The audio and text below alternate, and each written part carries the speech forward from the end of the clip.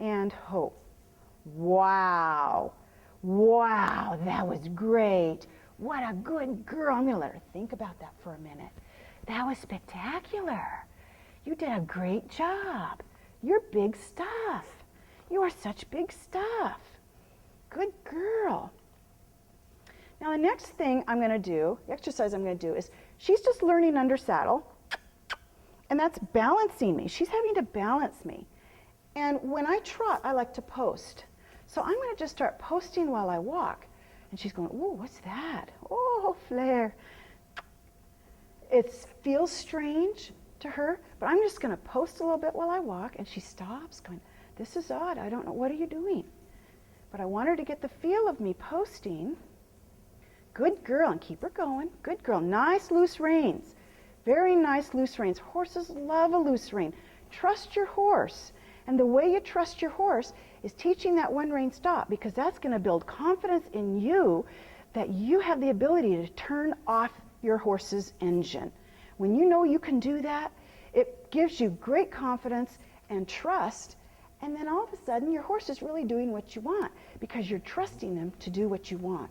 But you have to build that, and building that with that one rein stop. Good girl. And ride without that bit, but ride in a controlled area while you're building your confidence, and you and your horse are growing in this new sensation of being ridden without a bit. And ho, 2, 3, didn't work, so I'm going to shut her down. And I'm asking with my foot, good girl, good girl. And give me that nose. Very nice. What I just did there is I asked her to stop. I'm asking for that front end, so I'm going to pick this up. Good girl. Excellent. What I asked there was for her to stop, and she didn't listen. And ho, 2, 3. I count to a 3. Sometimes I'll let them leak out at a 4.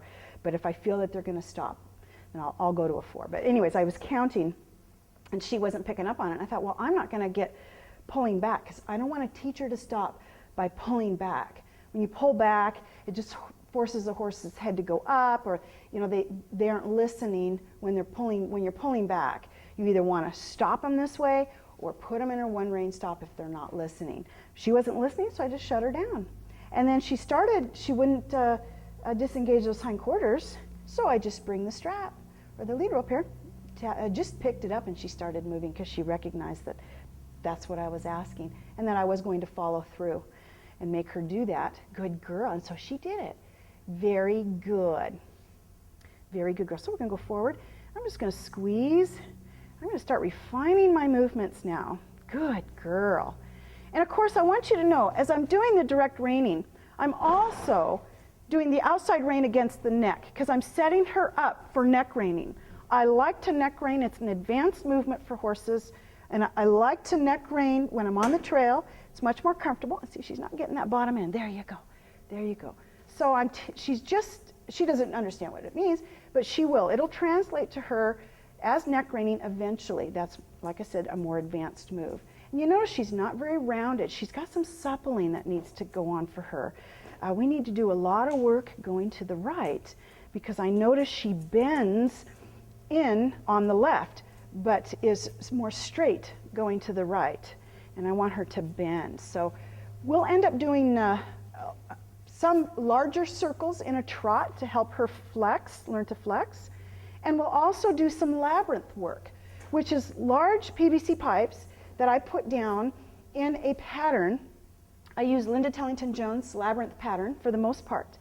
And we will do some groundwork in that labyrinth pattern, and then we will also ride in that labyrinth pattern. And that'll build some suppleness for her. So you'll notice my body, I'm moving my body as I'm riding. I'm riding with life, as Frank Bell would say. It's important to ride with life, to be with your horse. And to look up. I just caught myself looking at her.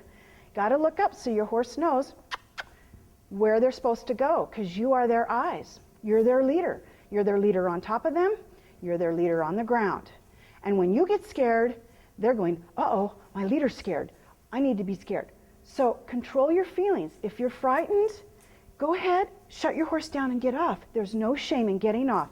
If you have a frightening moment, if your horse spooks or shies, and you need to get yourself back get yourself relaxed over that, go ahead and get off. And remember, you've heard me say in my DVD series, Training the Whole Horse, get off your horse on the trail if your horse is frightened. It's okay to do that. Ho. Excellent. Just thought I'd throw that in. It's okay to get off. You're riding on the trail and the horse, you come to a stump and the horse is like, oh my God, it's a monster.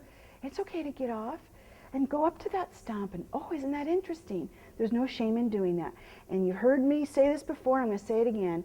Don't listen to those people that are telling you just force your horse, make them do it. That isn't going to grow a trusting relationship. And that's what you need with your horse. A trusting relationship of leadership that you are providing and compassion that your horse can trust you in every situation.